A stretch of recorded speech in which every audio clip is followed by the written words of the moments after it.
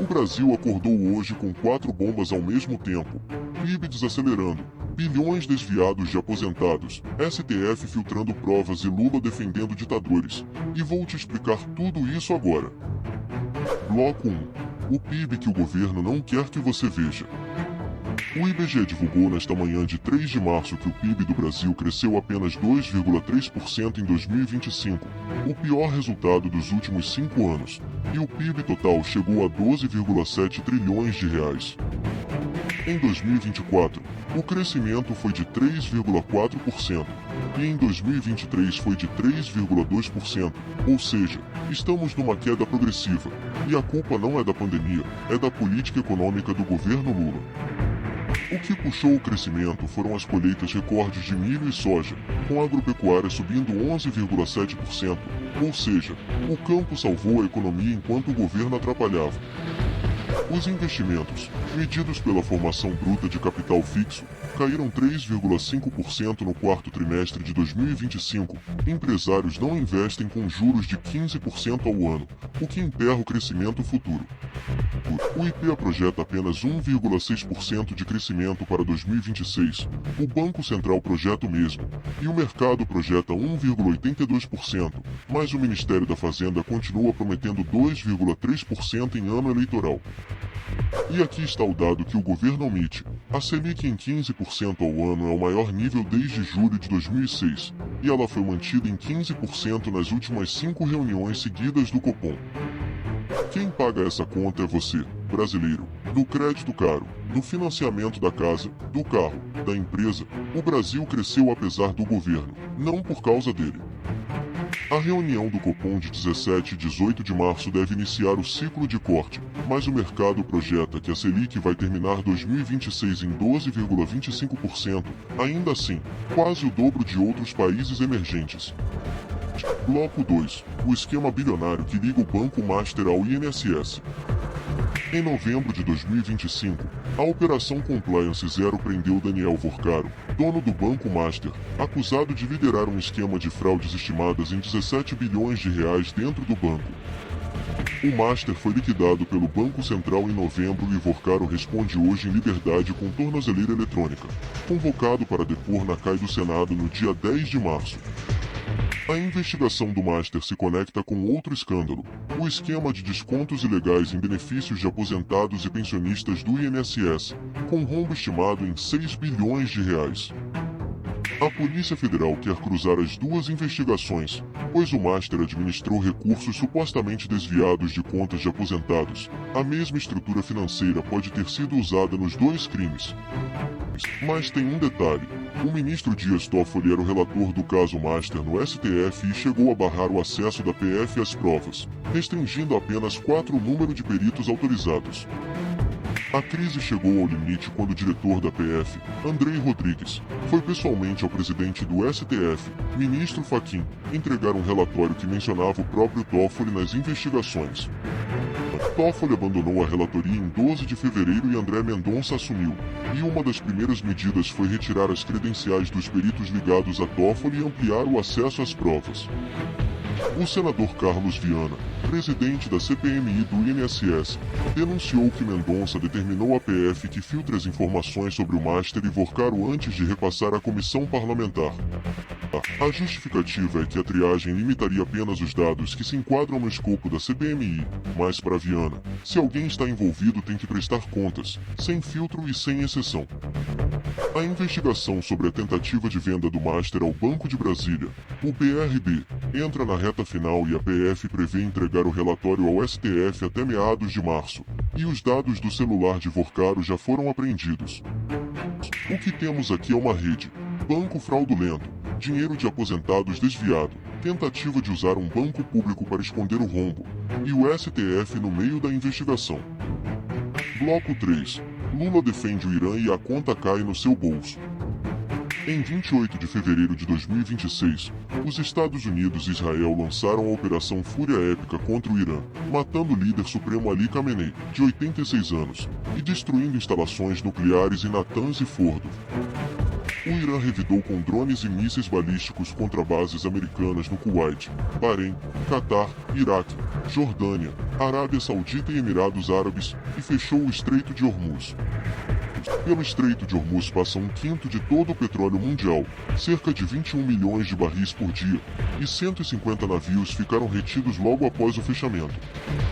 O petróleo Brent ultrapassou $82, com analistas projetando $120 se o bloqueio continuar, e as tarifas de frete marítimo praticamente dobraram em apenas um dia.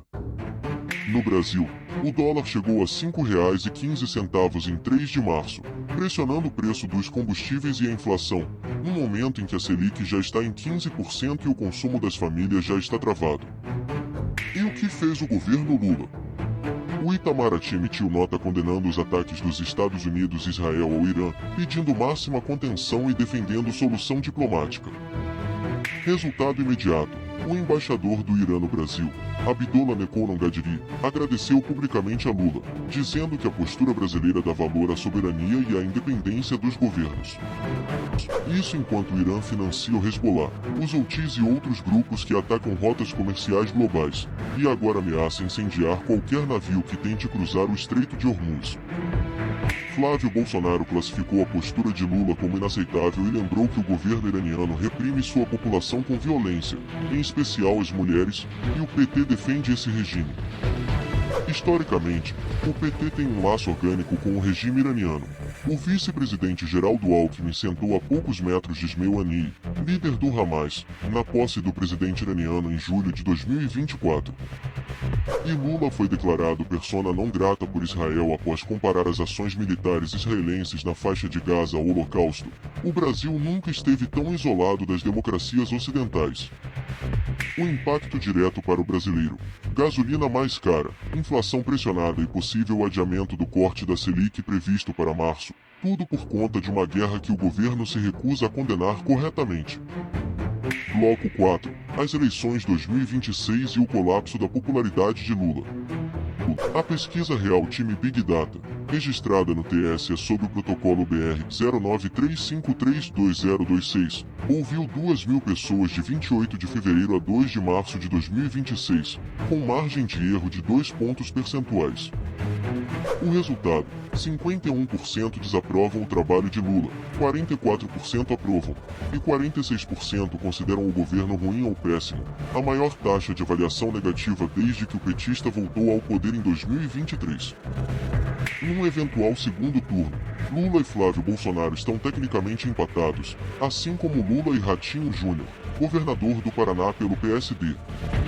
E a pesquisa Atlas Intel de 25 de fevereiro, com 4.986 entrevistados e margem de erro de 1 ponto, registrada no TSE como BR 0760002026, traz dado ainda mais duro para Lula.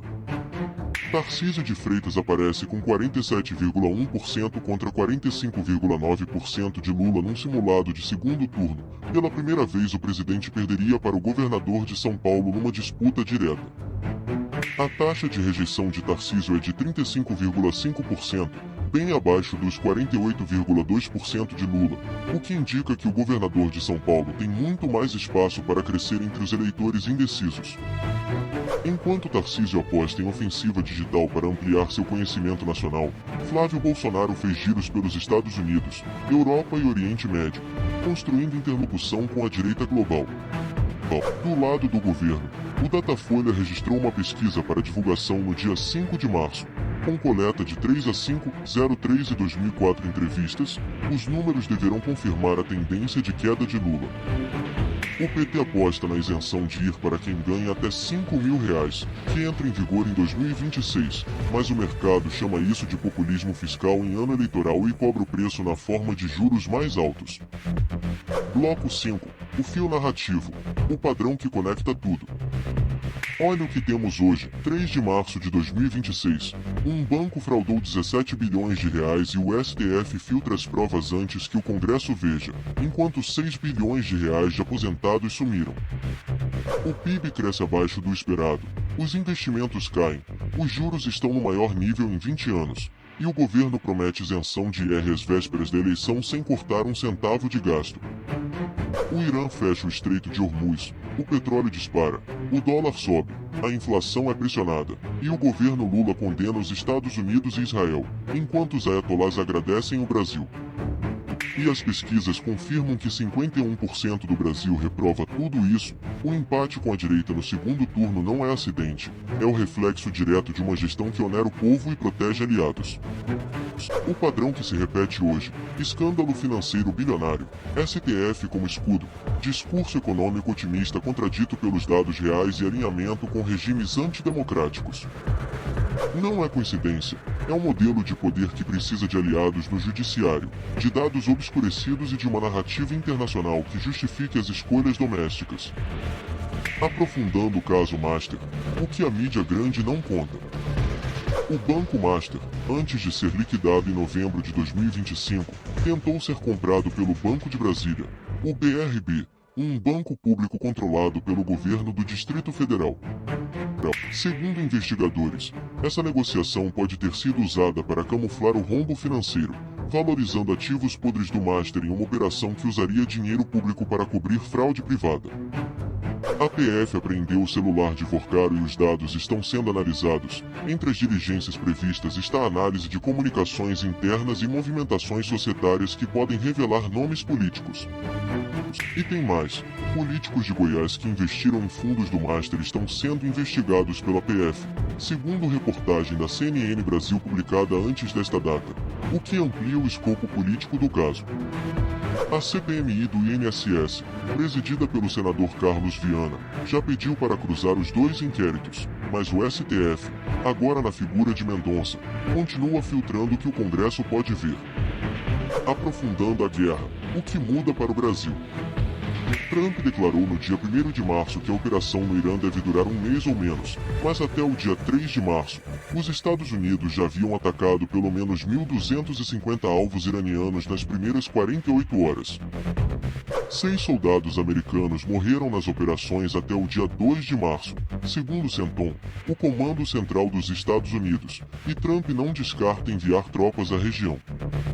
Para o Brasil, o maior risco imediato é a pressão sobre o petróleo e o combustível. O dólar a R$ 5,15, cotado em 3 de março, já pressiona o IPCA, que fechou 2025 em 4,26%.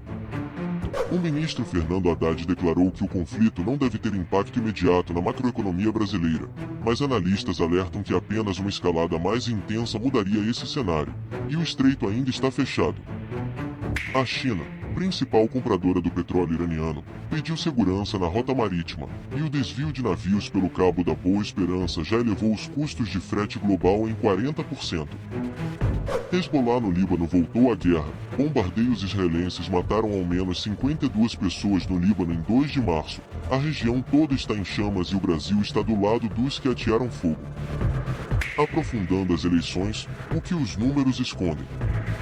A isenção de ir para salários até R$ 5.000, que começa a valer em 2026, vai jogar 28 bilhões de reais na economia, mas o Banco Central retirou seu forward guidance exatamente por causa da incerteza que essa medida cria. O mercado financeiro projeta Selic chegando a 12,25% ao fim de 2026, mas especialistas dizem que se o conflito no Oriente Médio pressionar o câmbio, o ciclo de cortes pode ser interrompido antes disso. O candidato Flávio Bolsonaro construiu a agenda internacional oposta à de Lula, giros pelos Estados Unidos, Emirados e Europa, encontros com a direita global e afinidade com o eixo Washington-Tel Aviv. E analistas apontam que a condenação de Lula ao ataque do Irã reforça a narrativa da direita. O PT escolhe ditadores como parceiros enquanto a direita escolhe democracias e aliados ocidentais. Com Tarcísio numericamente à frente de Lula e Flávio empatado, a direita chega em 2026 com mais de um candidato competitivo, o que pode fragmentar o campo conservador se não houver unidade. Nicolas Ferreira, o deputado federal mais votado do Brasil em 2022 com 1,4 milhão de votos, ainda não declarou candidatura, mas seu nome aparece em discussões sobre o cenário eleitoral de 2026. O Datafolha registrou pesquisa para o dia 5 de março com 2.004 entrevistas, coleta entre 3 e 5 de março, custo de R$ 307.641 e registro TSBR 0371520226. Os números números virão e provavelmente confirmarão a tendência. Síntese do dia, tudo conectado. Hoje, 3 de março, o Brasil tem PIB desacelerando para 2,3%, investimentos em queda, Selic em 15%, rombo bilionário no INSS, STF bloqueando Congresso e governo do lado dos ayatollahs. E tem um dado que resume tudo: 51% dos brasileiros reprovam Lula. Não são bolsonaristas, não são radicais, são pessoas que sentem no bolso o custo de um governo que protege aliados e onera o cidadão. O STF que filtra provas, o Banco Central que mantém juros a 15% enquanto o governo gasta, o Itamaraty que defende ditadores, é o mesmo sistema que prejudica você todo dia. O hacker não precisa invadir nada, os dados estão públicos, as notas estão assinadas, as pesquisas estão no TSE, os processos estão no STF, e eu acabei de te mostrar o que eles somem debaixo do tapete. Se esse conteúdo te abriu os olhos para o que está acontecendo no Brasil hoje, compartilhe esse vídeo com quem você conhece, porque a informação que circula não some debaixo do tapete.